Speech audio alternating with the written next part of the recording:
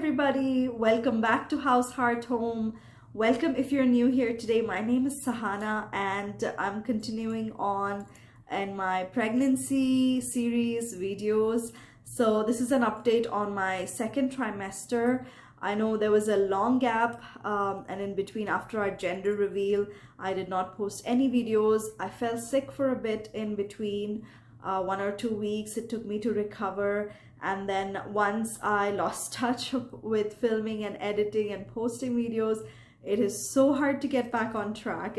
So every week Friday would come and go and I would think, oh no, again I haven't done it. But this week finally I got around to filming, editing, and you're watching this video. So please take a moment to subscribe down below to my channel if you're interested in more of my content. If you want to watch our gender reveal video, I'll leave a link to it in the description box. I'll also leave an iCard up here so you can click on it and watch our gender reveal to know the gender of our baby. And so going into my second trimester, the best part about it is some energy came back that I didn't have in my first trimester. Right now, actually, as I'm filming this video, I'm in my third trimester. So definitely I'll film another video and update you guys on my third. But second trimester, yeah, my energy came back. I was able to do a lot more work. Right now I might sound breathless because, like I said, I'm in the last leg of the journey. But second trimester, I felt so much better. The energy came back, like I said.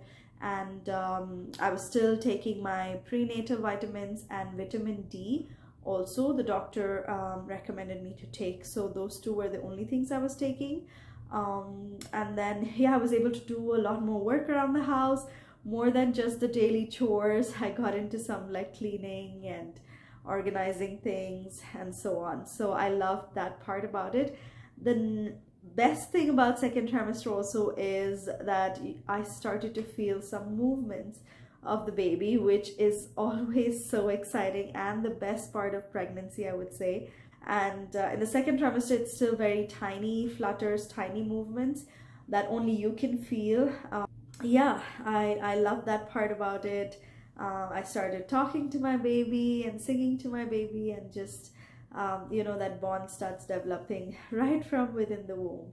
So really exciting thing. And then about nausea, again, nothing in the second trimester. Thank God. I did not have anything in my first pregnancy. Also in the second, going into the second trimester, I did not have any food aversions, any smell aversions, or some people, they can't stand the smell of cooked rice when the cooker is opened. Nothing like that. I have been eating everything, smelling everything, haven't felt nauseous, haven't felt any kind of discomfort whatsoever with food. So really thankful for that. So another thing that happened in my second trimester was we took a road trip. When I was in the 5th month of my pregnancy, we actually did a road trip from Alberta to British Columbia. We live in Canada, for those of you that don't know. So it was for a church conference. So it was like a work trip, and due to some travel restrictions here still in effect, we couldn't fly there, so we had to drive. And we made it like a family vacation, but definitely it was a challenge for me being pregnant and sitting for long hours of time. So the whole journey one way was 13 hours by car. So we broke it into 7 hours at a time. And so we went for 7 hours. Of course, we took a break for like lunch. We did lots of stops, lots of bathroom stops, and lots of stops so that I could get down, I could stretch.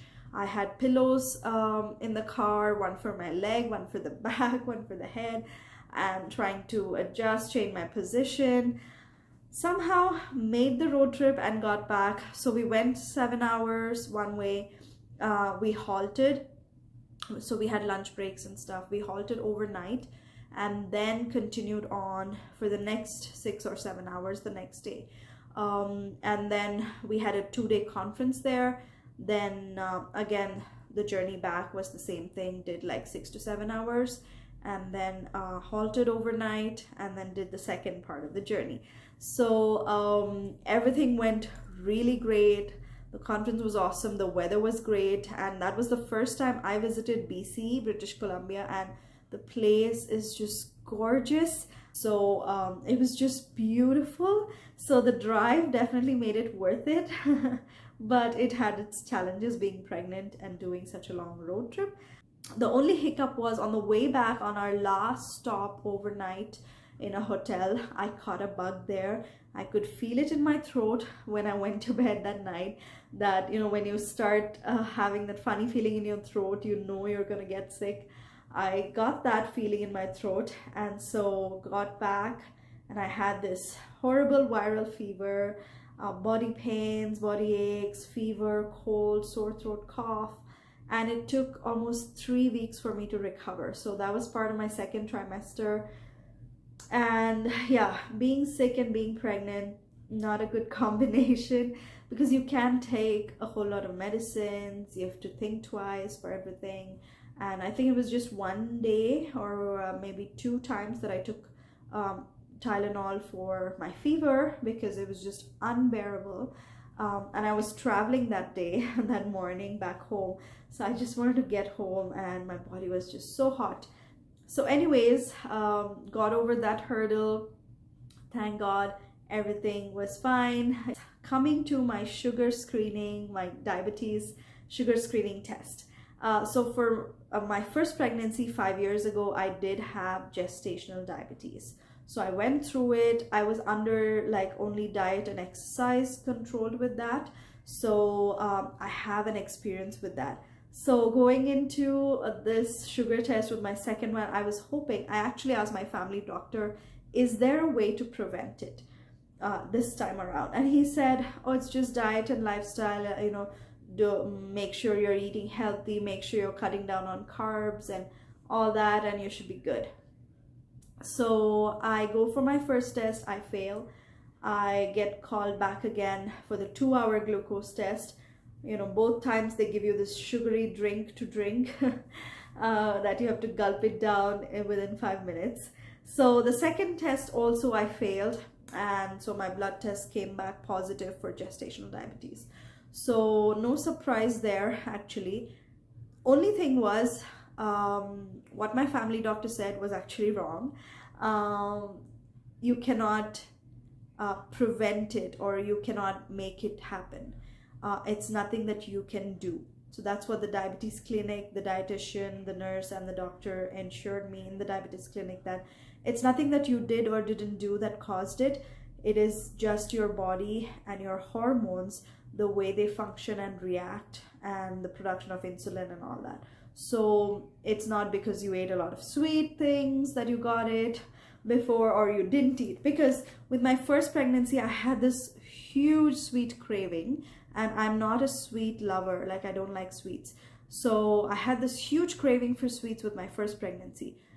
With this one, I actually did not have that. I'm not been craving sweets. I've actually been craving spicy foods. So I was thinking that, oh, maybe that's a good thing. Maybe that'll help me avoid gestational diabetes this time around. But like I learned later on, it's nothing that I did or didn't do that caused it. It's really your body and your hormones. So I heard people tell me stories later on, other women who have gone through gestational diabetes, they had it for their first one, they didn't have it for their second and third. My neighbor told me she had it for her first, didn't have it for her second, it came back for her third pregnancy. So I've heard all sorts of stories, and so that gave me some assurance, and I was able to feel good about it, that it's not something that I didn't try hard enough, or nothing that was in my hands. So since I've already gone through it one time, I was able to take it on in stride positively and not get very dejected or affected by it. I'm like, I've been there, done that, I can do this again. So if you have had experience with gestational diabetes, definitely comment below and let me know how that went for you. Were you on diet control alone? Were you on medication or on insulin? I know friends that have had insulin and gone on to deliver healthy babies and so on. So if you want to share your experience with me, that'll be awesome, helpful. So I'll talk more about how I'm controlling this time around, how my sugars are, what I'm doing for it in my third trimester update. Otherwise, like I said, this pregnancy has been great. One or two things that were really different from the first one was my skin has become really sensitive this pregnancy. I did not face that in the first pregnancy. In the first one, I did face like my skin complexion became darker. I had these dark black bands around my neck. Maybe this time too it'll come later, I don't know. But so far I haven't had that. My underarms got 5 times darker, my neck, everywhere. It was like, you know, I wasn't having baths or washing, but it was actually my skin turned that much darker, my face too. This time I don't notice it that much. Like I said, might happen later on. If you have had that happen to you, comment below and let me know, because it's an interesting thing to go through, because you think, oh my gosh, what are people gonna think looking at my neck, you know, that I'm not having baths, I'm not washing it. It looked so bad. And then yeah, so my skin, I have had a lot more breakouts from the beginning of the pregnancy. I've noticed it, but like I said, I am not very conscious about it, or I'm not too bothered by it. I know it's all part of this beautiful journey I'm going through. I have prayed for this child and for this pregnancy to happen.